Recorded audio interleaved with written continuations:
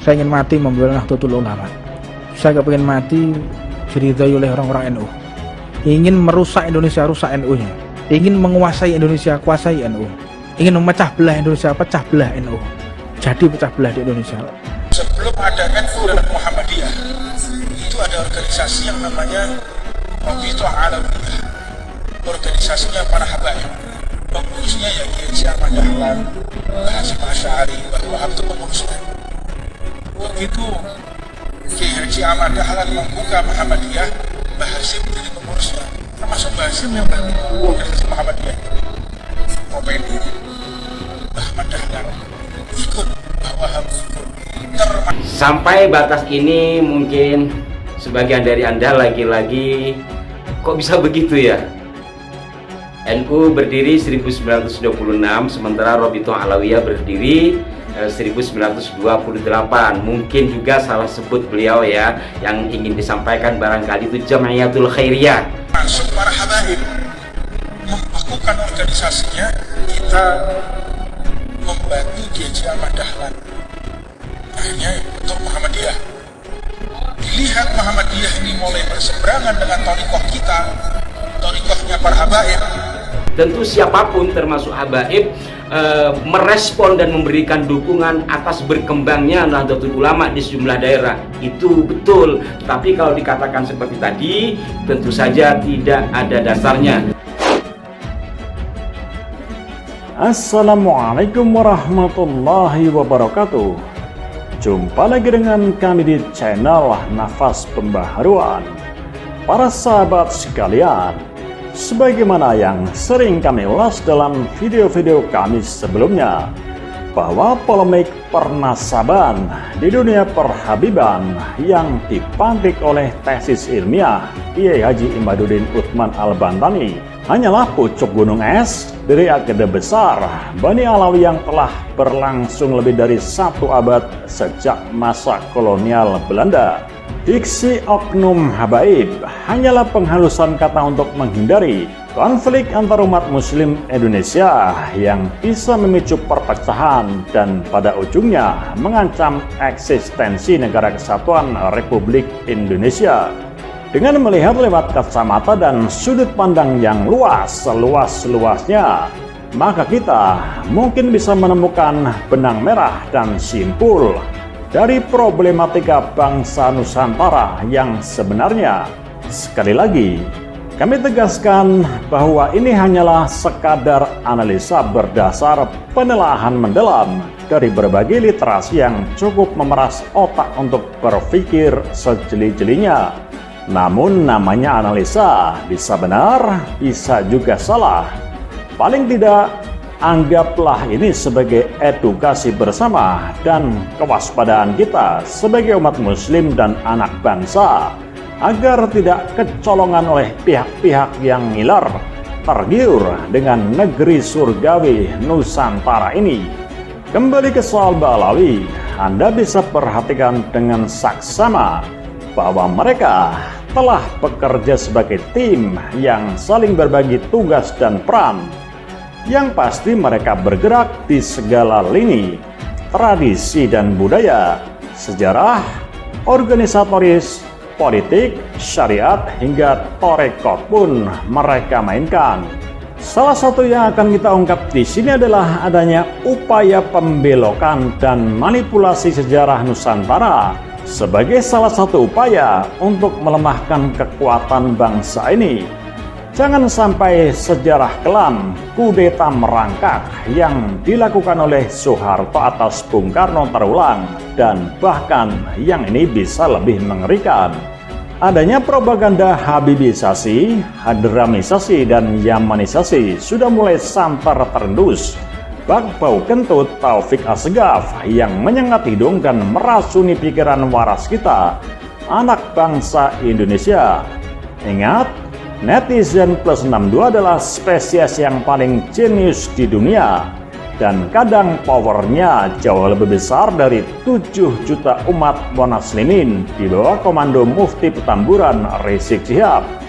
Berkah dari kenekatan Kiai Haji Imaduddin Utsman ini untuk mendobrak tembok baja kepalsuan dan hegemoni komunitas Habaib Alawi adalah dengan mulai terbongkarnya jejak digital para Habib dan antek-antek budak-budaknya yang mencoba membelokkan, membengkokkan, dan memanipulasi sejarah.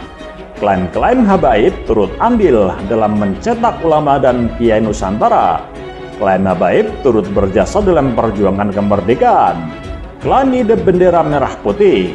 Dan yang teranyar, klaim jasa mereka atas berdirinya Jam'iyah Nahdlatul Ulama atau NU.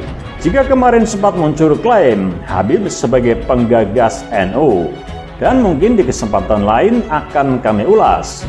Namun kali ini kami lebih tertarik dengan adanya upaya pengaburan sejarah yang dilontarkan oleh tokoh Habib yang selama ini tampil heroik sebagai pembela NKRI dan NU dan kerap menunjukkan sikap tegas mengkritik oknum Habaib dari kalangan mereka sendiri yang kita anggap tak mencerminkan akhlak dan adab sebagai cucu Nabi dalam dakwah, ceramah, orasi, dan statement-statementnya. Adalah Habib Hussein Baagil Tuban yang didapati dari video lama saat mengeluarkan pernyataan yang mencoba mengaburkan sejarah Nahdlatul Ulama dan Muhammadiyah dan tentu saja dikait-kaitkan dengan peran klan mereka, kaum Bani Alawi. Dalam pernyataannya terkait milad Nahdlatul Ulama ke-95 pada 2021 lalu, Hussein Baagil menyatakan bahwa sebelum berdirinya Nahdlatul Ulama dan Muhammadiyah telah berdiri organisasi yang bernama Rabithah Alawiyah.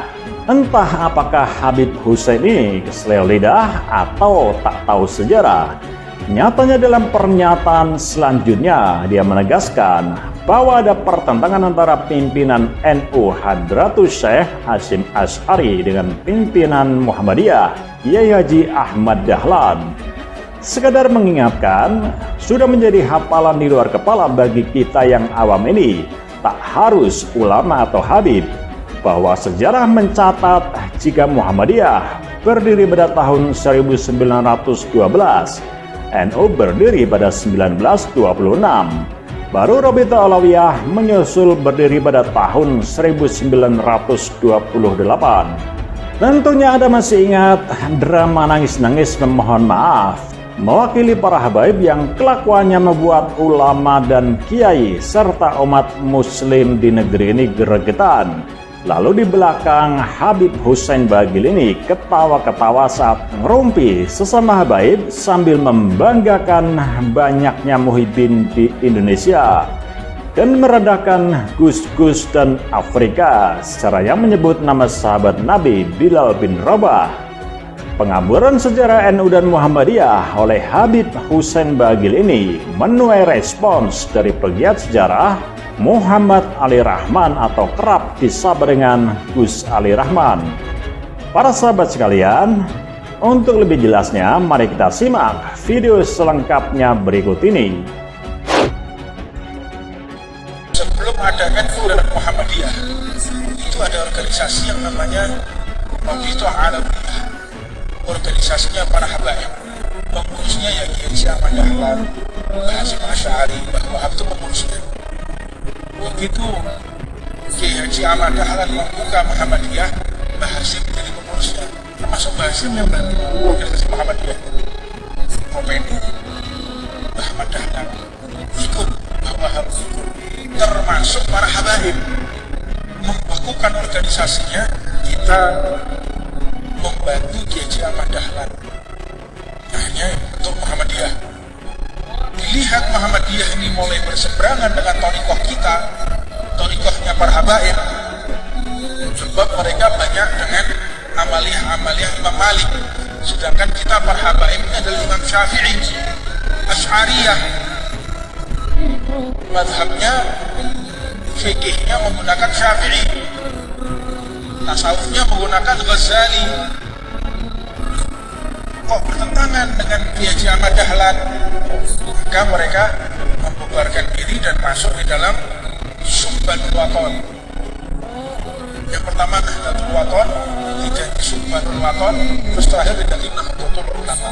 Sampai batas ini mungkin sebagian dari Anda lagi-lagi kok bisa begitu ya? NU berdiri 1926, sementara Robitoh Alawiyah berdiri 1928. Mungkin juga salah sebut beliau ya, yang ingin disampaikan barangkali itu Jamiyatul Khairiyah. Memang Jamiyatul Khairiyah adalah organisasi yang berisi tentang pendidikan dan berbagai hal, termasuk distribusi majalah Al-Manar yang diisinya itu adalah tulisan dari Abdu dan Rashid Ridho, itu juga melalui Jamiatul Khairiyah atau Jamiat Khair, sehingga Mbah Dahlan menurut bukunya Ca Anam dalam pertumbuhan dan perkembangan NU itu berlangganan majalah Al-Manar melalui Jamiatul Khairiyah atau Jamiat Khair. Nah, khusus kepada yang disampaikan oleh beliau, kalau dikatakan itu terpeleset, seperti saya kan sering kepleset, itu hal wajar. Tapi kalau berkali-kali apa ya kepleset. Kemudian tentang turut sertanya para habaib, kemudian terlibatnya Mbah Hashim di Muhammadiyah dan sebaliknya, ini dari mana datanya? Jelas-jelas tidak kesana dari semua hal yang saya pelajari terkait dengan mazhab. Ya benar bahwa kita bermadzhab Syafi'i, tasawufnya Al-Ghazali dan seterusnya. Tetapi kalau Muhammadiyah lebih cenderung kepada Maliki, saya tidak tahu, ini nanti yang menjawab biar saudara-saudara kita Muhammadiyah. Saya lebih pada urusan sejarahnya. Terus juga ada disampaikan adanya dari Nahdlatul Wathon, Subhanul Wathon, kemudian menjadi Nahdlatul Ulama. Ini seolah-olah embrio dari Nahdlatul Ulama itu adalah Nahdlatul Wathon, kemudian menjadi Subhanul Wathon, kemudian menjadi Nahdlatul Ulama, para habaib tergabung di situ. Nahdlatul Wathon memang didirikan oleh Bawah Habsibullah bersama Kiai Haji Mas Mansur dan beberapa tokoh yang lain ya. Itu madrasah, bukan organisasi sosial keagamaan. Madrasah Nahdlatul Wathon, yang di dalam madrasah Nahdlatul Wathon itu seperti yang saya ungkap sebelum memulai pelajaran, bernyanyi atau melakukan Mars Kebangkitan Anak Bangsa atau Kebangkitan Bangsa, tapi bukan Partai Kebangkitan Bangsa ya.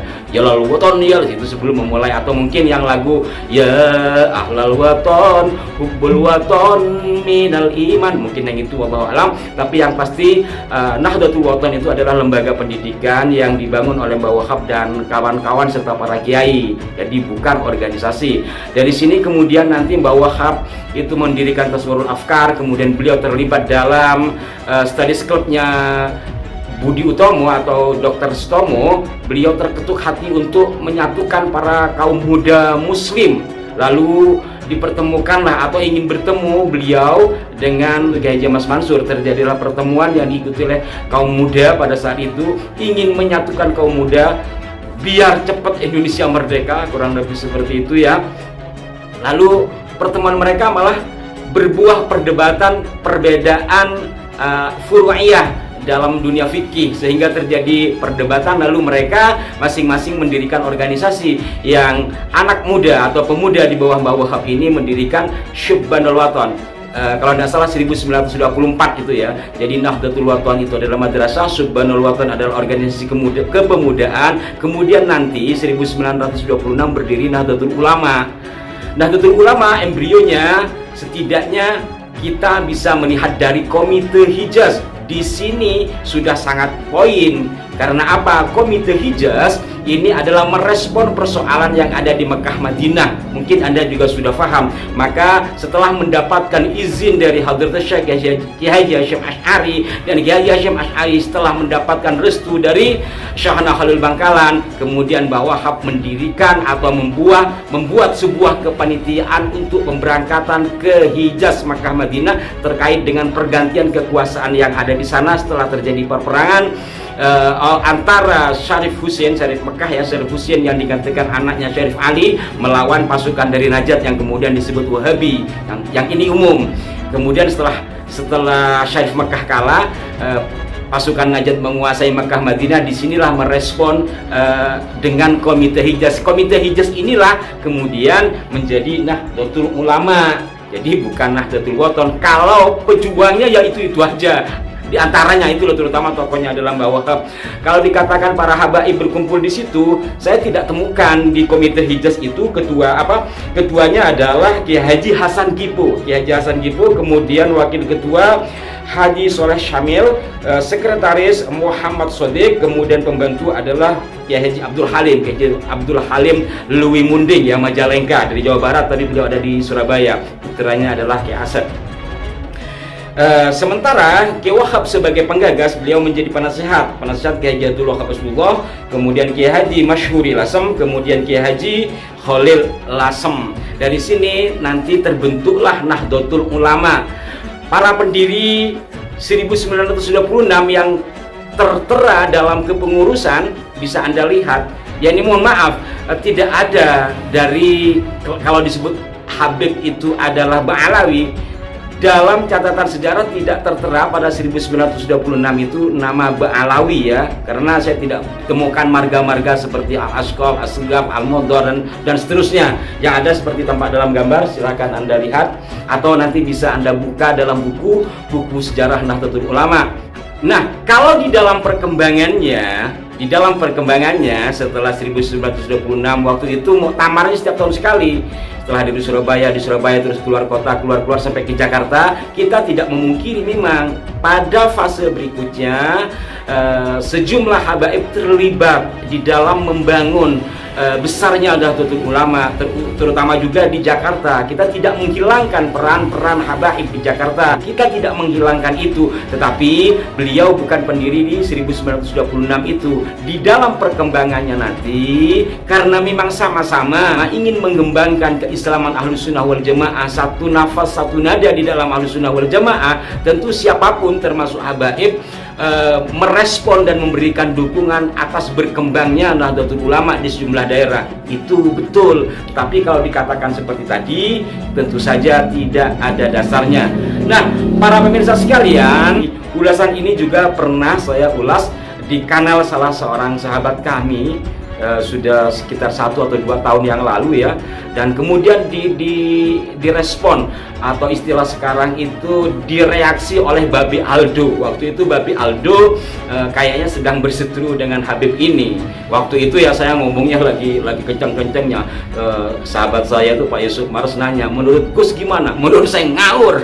Waktu itu saya masih kencang-kencangnya ngomong, dan itu di apa namanya itu ya, direaksi sama Babi Aldo, dan ya cukup meluas lah. Hanya saja kali ini sesuai dengan permintaan, ada yang meminta kepada kami untuk mengulas ulang. Kenapa? Karena videonya masih beredar dan dikhawatirkan nanti terjadi pengaburan, karena kan tidak semua orang NU tahu detail sejarah NU, kecuali mungkin yang pernah di Ma'arif atau sekolah di lembaga pendidikan Ma'arif atau yang memang mempelajari buku-buku NU. Saya sendiri ya, mohon maaf, saya sendiri pernah menjadi pengurus lembaga pendidikan Ma'arif di Kabupaten Sampang Madura ketika saya masih nyantri, jadi sedikit banyak tahulah. Terlepas beliau itu kepleset lidah, kalau dilihat pada rangkaian kalimat berikutnya tentu saja sungguh sangat keluar dari data-data sejarah yang ada.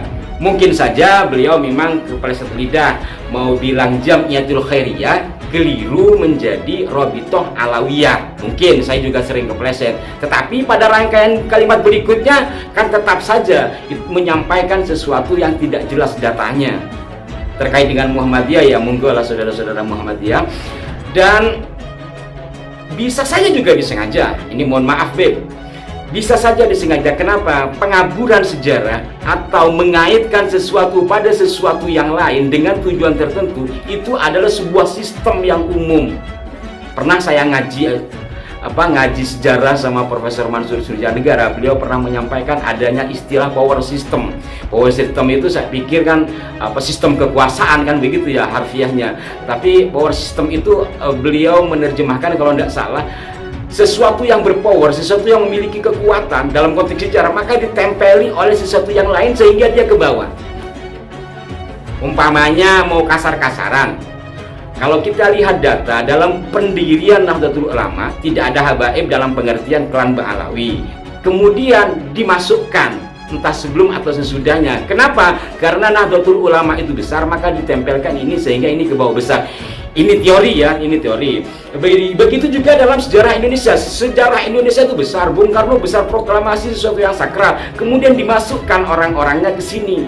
Kenapa dimasukkan ke sini? Biar terkesan menjadi bagian sesuatu yang besar. Ini teori ketika saya ngaji sejarah. Maka itu banyak sekali upaya-upaya pengaburan sejarah. Entah itu disengaja secara terang-terangan, atau seolah-olah diplesetkan, atau seolah-olah keliru. Jadi seolah-olah keliru ini nanti ketika oh iya mohon maaf salah, padahal memang sengaja. Tetapi setidaknya sudah berapa orang yang kena atau kemakan, apalagi yang berbicara itu tokoh. Disinilah pentingnya pelurusan sejarah. Dan saya sendiri bukan ahli sejarah, saya bukan sejarawan ya, mohon maaf saudara-saudara, saya bukan sejarawan, saya hanya pecinta sejarah. Dari saya masih madrasah ibtidaiyah, kalau sejarah itu insya Allah saya hafal satu buku, karena memang hobi. Dan saya senang mendengarkan sandiwara radio kecilnya. Disitulah mungkin Allah menakdirkan saya untuk menyampaikan sesuatu sesuai yang saya ketahui dan sesuai pula dengan data yang ada.